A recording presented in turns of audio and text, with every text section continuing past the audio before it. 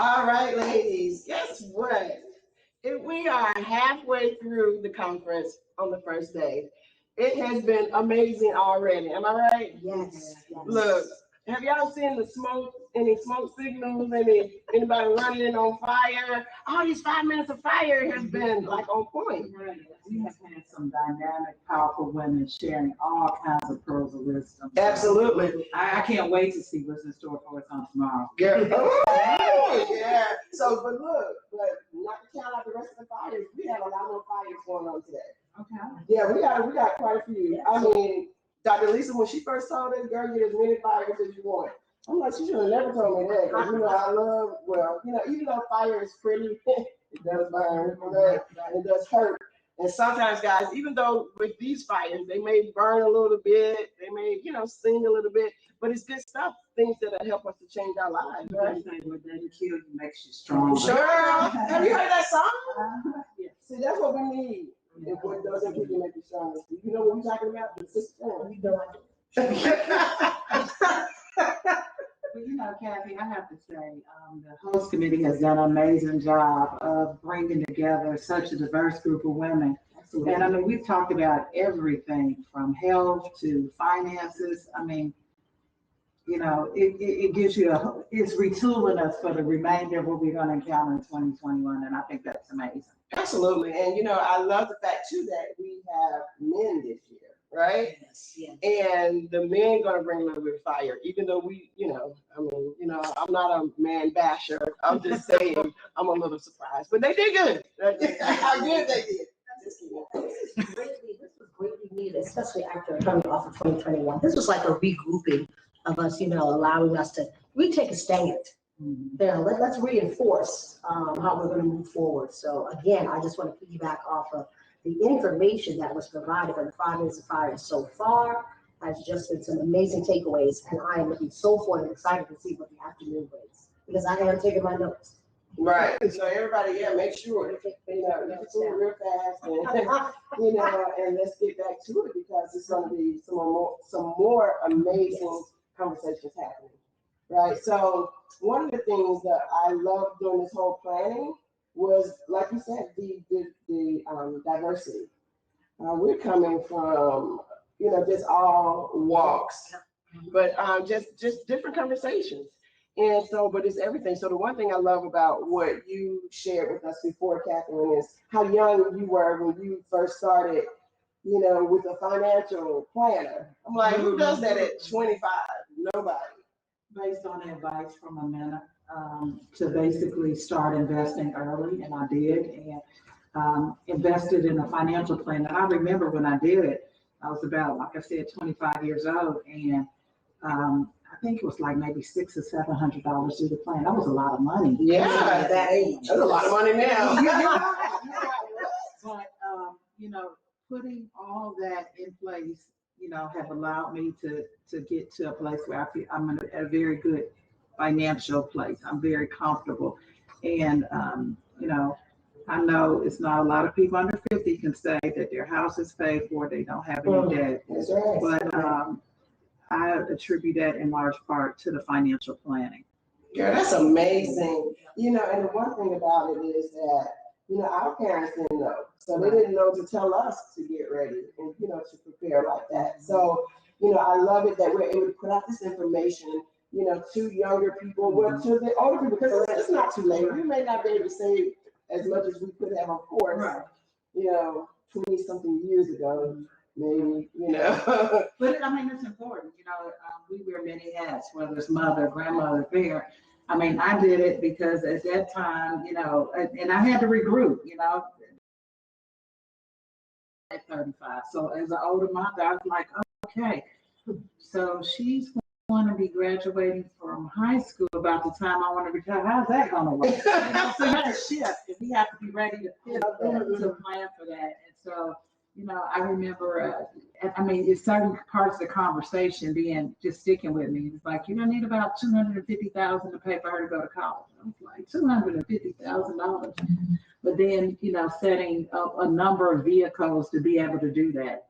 And also contingency, if for instance, if she was not that child who decided that college was an option, looking at life insurance. So all these vehicles to help me prepare for the long haul. And so, it's been amazing. And I hope some of our conference attendees stop in on the financial conversations and begin to think about putting the steps in place to plan for our long-term future and well-being for our families. We have to do it. Right. And, even though, our theme for this year is health, wealth, and finances. And so to me, that's the wealthy part. That information that you just gave, to cause us to be able to be financially set, when it's time for us to retire.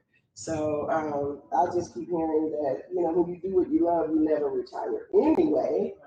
But I don't know, I'm looking forward to this kick back, so, Right. But no, that is excellent. And now, but what you've done, or what I'm sure that you are passing on to your daughter, is the legacy.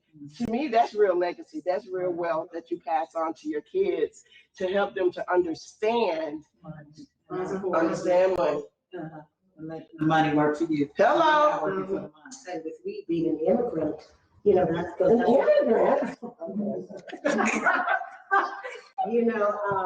My grandparents came to this country in the late 60s, so they were building a whole new life for us. They didn't trust the banking system.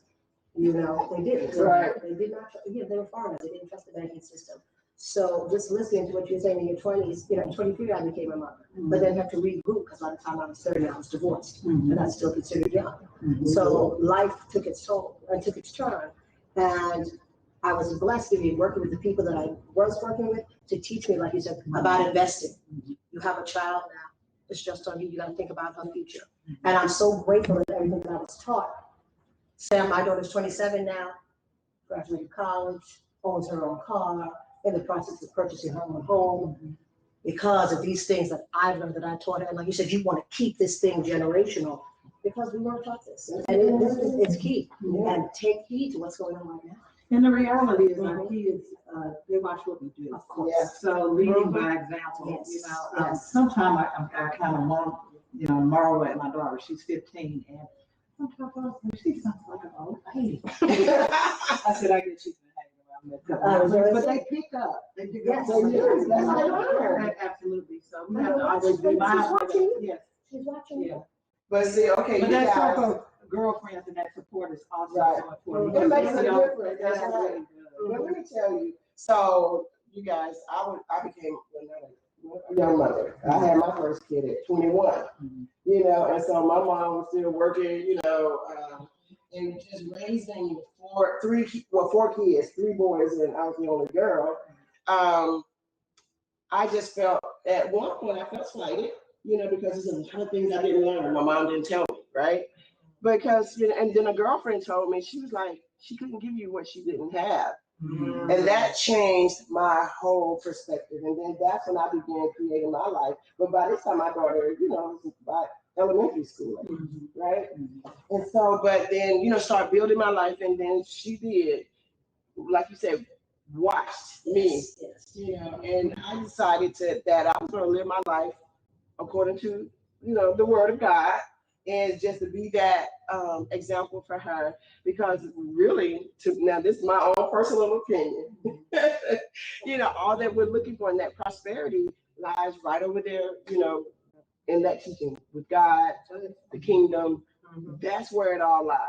And so if we learn that, we can definitely have true wealth and true, we learn everything else will fall in place. You're right. So, and the circle of friends is very important. Of course, the kids don't want to listen to us, right?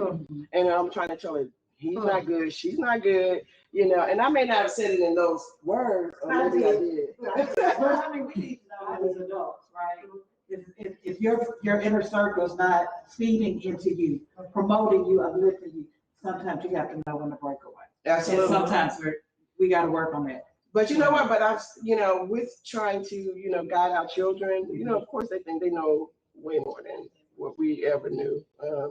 And that was a problem, or I won't say a problem, issue, whatever you want to call it. But when they realized that, oh, mom does know what she's talking about. I have been living here, 21 years longer than you. So, okay. I know. Wish I experienced something. And then comes along the boy, you know, of course, they are way smarter than us, right?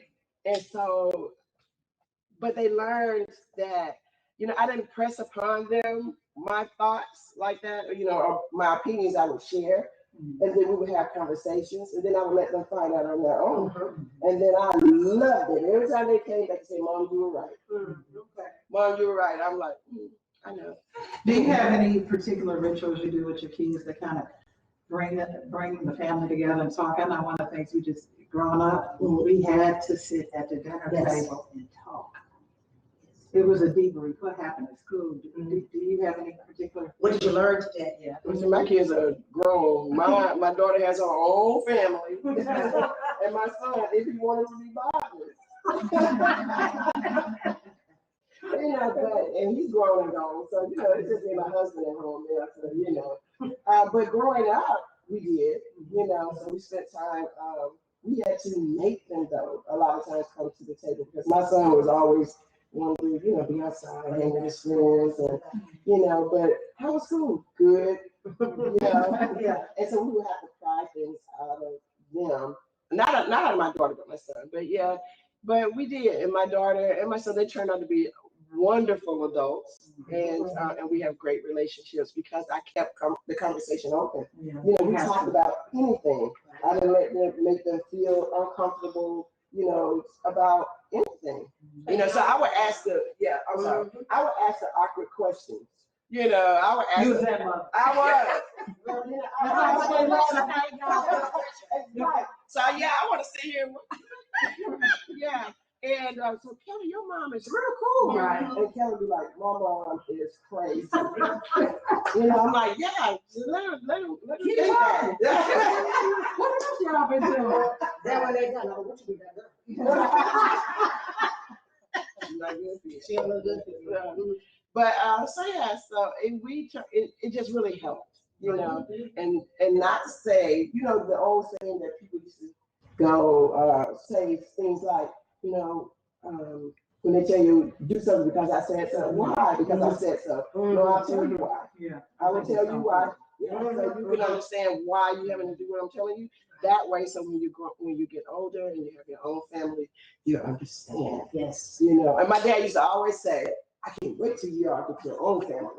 And then you're gonna understand, you know, because I was a daddy's girl, but we used to go toe to toe. Well, Kathy, we gotta go because you know in a few minutes we're gonna have to pop into one of these next. Oh, okay. It was good catching up. I'll see you on the next break. All right, sounds awesome. All right, guys, See you guys again See you soon. guys later.